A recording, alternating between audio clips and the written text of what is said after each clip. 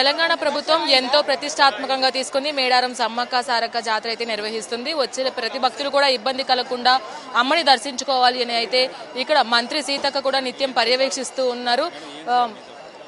ఇక్కడ మేడం వచ్చే ఇప్పుడు ఈ రోజు విఐపీలు ఎక్కువ మంది వస్తారు కాబట్టి ఎవరెవరు వచ్చే అవకాశం ఉంది, అలాగే భక్తులకి గవర్నర్ గారు వస్తూ ఉన్నారు, సురేఖ మేడం మంత్రి గారు వచ్చిండ్రు, తర్వాత ఎమ్మెల్యేలు వస్తూ ఉన్నారు, ఎంపీలు వస్తూ ఉన్నారు, మా ఎంపీ గారు ఉన్నారు, తర్వాత బ్రిటిష్ హై కమిషనరేట్ నుంచి ఒక అధికారి రావడం జరిగింది, డీజీపీ గారు ఇక్కడే వచ్చి ఉన్నారు. సో భక్తులు కూడా మాకు చాలా ప్రయాతి కాబట్టి లక్షలాది మంది భక్తులు వస్తున్నారు. మెయిన్గా సామాన్య భక్తులు మా మంత్రి గారు సీతక్క ఉండడం వల్లే మాకు ఇంత గొప్ప దర్శనం, ఇంత ఏర్పాట్లు కూడా ఈ సంవత్సరం అద్భుతంగా ఉన్నాయని చెప్తున్నారు.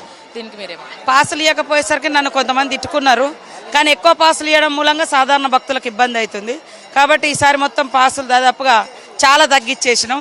అందుకనే కొంచెం నీట్గా అవుతుందని నాకు అనిపించింది. రాబోయే కాలంలో ఇంకా తగ్గిద్దామని చూస్తాను. ఇప్పటికే అంటే 251 కోట్ల రూపాయలతో పునరుద్ధరణ పనులు చేపట్టి ఆలయాన్ని ఒక సర్వాంగ సుందరంగా తయారు చేశారు.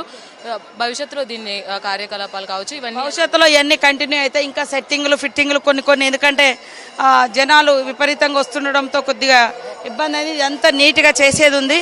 ఒక వారం తర్వాత మళ్ళా పనులు కొనసాగిస్తాం. మళ్ళీ 3-4 మంత్స్ ఉంటాయి ఇంకా పనులు. చుట్టుపక్కల కూడా చాలా చేసేది ఉంది, అవన్నీ కంప్లీట్ చేసి మినీ మేడారానికి అద్భుతంగా తీర్చిదిద్దుతాం.